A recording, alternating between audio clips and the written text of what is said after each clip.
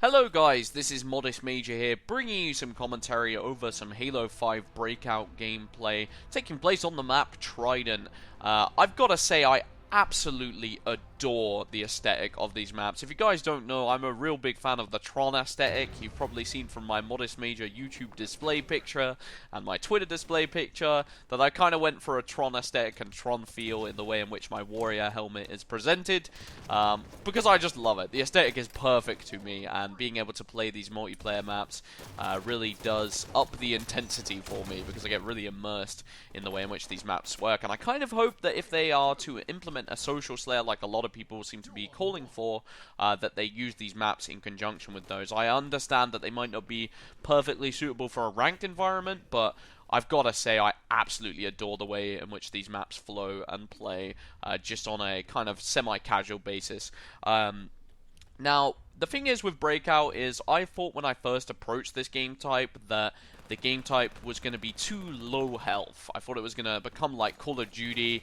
I thought it was people looking for a fix of less hard Halo, less difficult Halo, because personally that's how I've always felt, and you can correct me if you believe I'm wrong, that's fine. That's just my preference and my personal opinion, is that SWAT and paintball and game types like this, they're for a target market that are too stressed out. A regular Halo play can be really hard. It can be really difficult to outplay your opponent.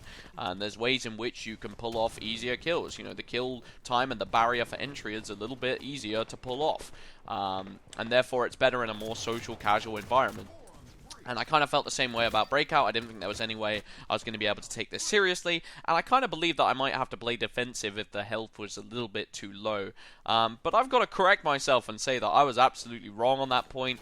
You know, 3 shots to kill and still finishing off with a headshot, that's way more skill and, you know, creativity needs to come into play in order to be able to acquire those kills than your average Call of Duty game or your average aim down sight Twitch shooter with low health. And as a result, I've actually found myself enjoying the game. I've actually really enjoyed the lives aspect of the game, because you can kind of play with the perspective of the enemy team. You know, there's those moments where you're kind of staring each other down and there's a bit of fear. And I've noticed I can play aggressive in just the right way or find just the right flank. And you can actually be really, really aggressive.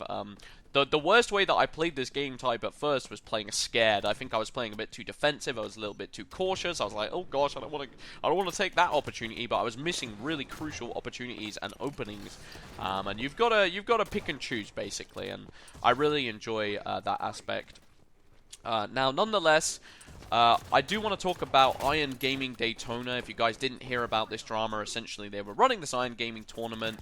I think it was like at least sponsored by Halo 5 or maybe in association with 343, but it wasn't one of their main tournaments.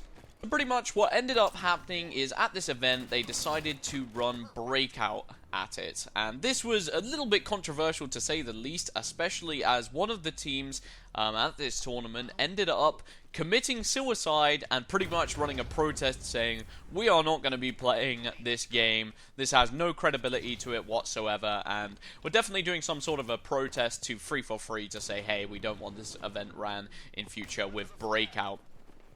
Which, in my opinion, is pretty bad sportsmanship. It's an opinion shared by a lot of the players, the competitive players found on the Twitter sphere. A lot of people like Ninja have been saying they disagree with that mentality, and I have to agree. You know, you're playing for the fans. It's a pretty cool job to have as a competitive gamer. It's a pretty enjoyable one, and you know, it's against the mentality that you should be holding as a top-level player. To give away games like this, and to, I mean, even if everything's not going your way, you know, you go back to Master Chief Collection H2A, I'm sure there were times where the series was ran back and people lost games or were disconnected from games. You know, that must have been heartbreaking, but they pushed on, they soldiered on, and I would say they put on a pretty good show for the spectators, considering the circumstances, and, you know, something as small as Breakout shouldn't get to them as much as it did. Nonetheless, I'd rather talk about Breakout itself and its inclusion as a mode in competitive.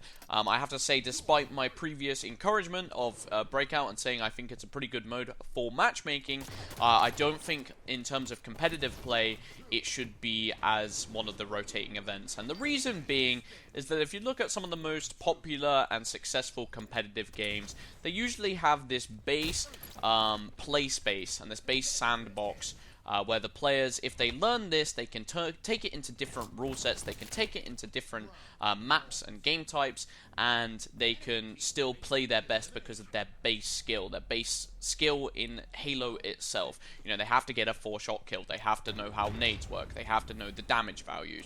And Breakout technically like kind of plays with this and tarnishes it and creates a new skill curve and a altogether different skill curve. And if you look at games like Black Ops 2, Black Ops 2 was considered the most successful competitive COD because the way in which it worked out of the box was the way in which it worked in competition.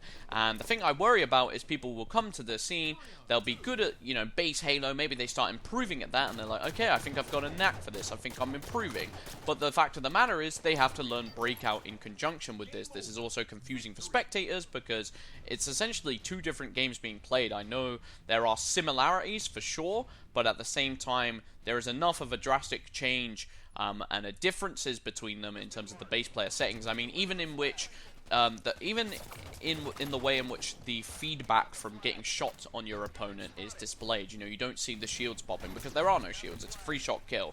And you can get a one-hit melee kill, for example. Regardless of whether or not these aspects work well in competitive play, they're so drastically different from the core fundamentals of what Halo 5 play is going to be that they can't, like, split themselves apart and, like, you know, expect players to be able to learn these two different skills and apply them. It just seems a little bit unfair when money is on the line, that such two polarized, completely opposing skills.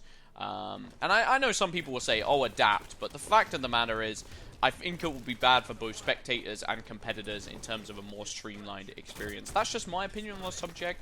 Feel free to voice in the comments if you disagree. Like I said, I will be uploading more gameplay of Breakout in the future. I have been enjoying this game type thoroughly, and I hope you guys can get a kick out of it in the future as well. Anyway, I've been Modest Major. Hope you guys enjoyed this little commentary. Thank you for watching. Peace out.